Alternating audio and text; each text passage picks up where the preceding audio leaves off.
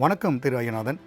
இன்றைய மாணவர்களுக்கான பரிசுகள் வழங்கும் விழாவினில் கலந்து கொண்ட தாவேகா தலைவர் விஜய் குறிப்பாக சாதி மதத்தை தூரமாக வைக்க வேண்டும், போதைப் பொருளுக்கு அடுத்தபடியாக சாதி சமயத்தையும் சாதி மதத்தையும் நீங்கள் ஓரமாக வைக்க வேண்டும், ஏனென்றால் பெரியாருக்கே சாதி சாயம் பூசுகிற மாதிரி கேள்விகள் கேட்கப்படுகின்ற ஒரு நிலை தற்போது இருக்கிறது என்று ஒரு கண்டனத்தை பதிவிட்டுள்ளார். இதை நீங்கள் எப்படி பார்க்குறீங்க? அவர் பேசுனது இன்னைக்கு மாணவர்கிட்ட பேசுனது நானும் தான் கேட்டுட்டு இருந்தேன். பாசிட்டிவா தான் இருக்குது. கரெக்டா தான் பேசுறாரு. ஆனா அதன்படி அவருடைய கட்சி அவரு நடந்துக்கிட்டாங்கன்னா போதும். ஜனநாயகத்துல நம்பிக்கை இருக்குது. ஊழல் கூடாது. பணத்தை எடுத்தாந்து வண்டி வண்டியா கொட்டுவாங்க. அதெல்லாம் உங்ககிட்ட இருந்து கொள்ளையடிச்சது தான் அப்படின்றாங்க. அதுல வந்துட்டு ஒரு பர்டிகுலரா ஒரு கட்சியை மட்டுமே, ஆட்சியில் இருக்கிற ஒரு கட்சியை மட்டுமே அதுக்காக குறை சொல்லிட்டு, இன்னொரு கட்சியோட நாங்க கூட்டணிக்கு கதவுகளை திறந்தே வச்சிருக்கிறோம் அப்படின்னு சொல்றது என்னது? யூனியன் சர்வீஸ் கமிஷன்ல வந்துட்டு இந்த மாதிரி பெரியாருக்கு சாதி சாயம் பூசுறாங்க அப்படின்னு அவர் சொல்றாரு. சரியான வார்த்தை. நான் அப்படிப்பட்டவங்களை வந்துட்டு எப்படி எதிர்க்கணும் அப்படின்றது ஒண்ணு இருக்குல்ல.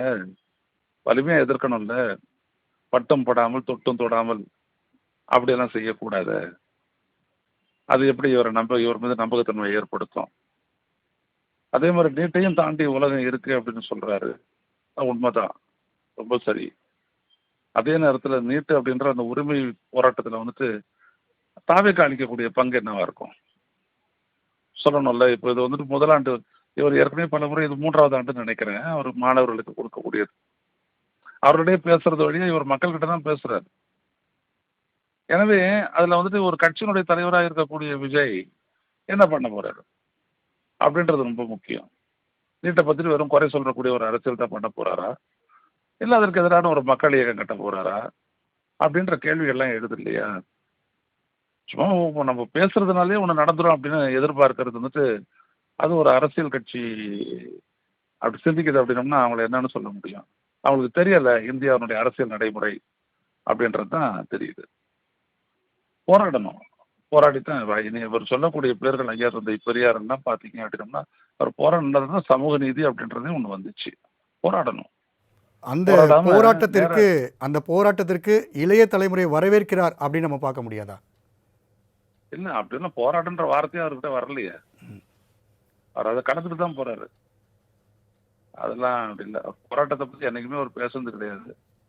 அதனால அவர் பாட்டு பேசட்டும். அதனால அவர் பேசக்கூடிய எல்லாமே அவர் முதல்ல அவருக்கு பொருத்தி பார்க்கணும். ரகசிய நடவடிக்கைகள் எதுவும் இருக்கக்கூடாது. எல்லாம் வெளிப்படைத்தன்மையோடு இருக்கணும். ஒருத்தரை மட்டுமே வந்துட்டு ஒரு குற்றச்செயலுக்காக எதிர்த்து பேசக்கூடாது. அந்த குற்றச்செயலில் ஈடுபடுறவங்க யாரா இருந்தாலும், எந்த கட்சியா இருந்தாலும் அனைவருமே வந்துட்டு எதிரிகள் தான். அதனால ஏற்படக்கூடிய பாதிப்பு அப்படின்னு சொல்லிட்டு அவர் போகணும். அப்படி போகும்போது தான் இவர் மீது மக்களுக்கு நம்பிக்கை ஏற்படும். இல்லை, அப்படி பார்க்கும்போது கடந்த ஒரு உரையில் சொல்லும் பொழுது ஒவ்வொரு பேரையும் நான் தனித்தனியாக சொல்லிட்டு இருக்கணுமா, எல்லாம் ஒன்று தான் நான் சொல்றது அப்படின்றத அவர் குறிப்பிட்டார் இல்லையா? நம்ம அப்படி பார்க்க முடியாதா?